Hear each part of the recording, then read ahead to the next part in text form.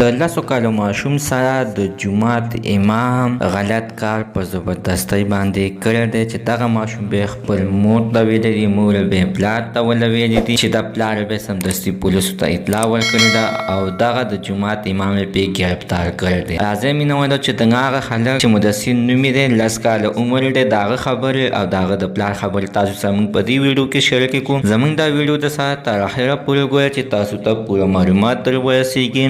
د دې معلومات نه مخکې زه تاسو ته دا یادګي نه وکړم، تاسو کو چینل زموږ په دې سوپر کلیک چینل کې نوي وئ، چینل هم نوي سبسکرایب کړئ. مهرباني وکړئ تاسو زموږ دا چینل د سره سبسکرایب کړئ، خوا کې ورسره د ټلۍ نشان ووهئ چې ښایي یوه نوي معلوماتي ویډیو تاسو ته په اسانۍ باندې در ورسیږي. مینهوالو وسته ورځه دغه شانته ډېر ظلمونه کیږي چې نن څنګه په ملتان کې د 10 کالو ماشوم مدثر خلک سره د خپل د جومات امام چې سبق به یې ورسره ویلی چې هغه ورته ویلې چې ما له په خپو باندې زور کوه، د خپو باندې چې ولې مدثر خلک خپل استاد له زور کولو نو ورته ویله چې لاس رانږدې کړه لاندې وړه. چې عزتمن چې څه ټایم کې د بیا دغه ماشوم خپلې کامرې ته بوتلی دی او په زبردستۍ ورسره غلط کار کړی دی چې دغه ماشوم بیا خپل کور ته راغلی دی، خپل مور او پلار ته ویلی دي چې مور ته ویلی دي، مور بیا وله پلار ته ویلی دي چې پلار بیا سمدستي پولیسو ته ویلی دي او پولیسو سمدستي هغه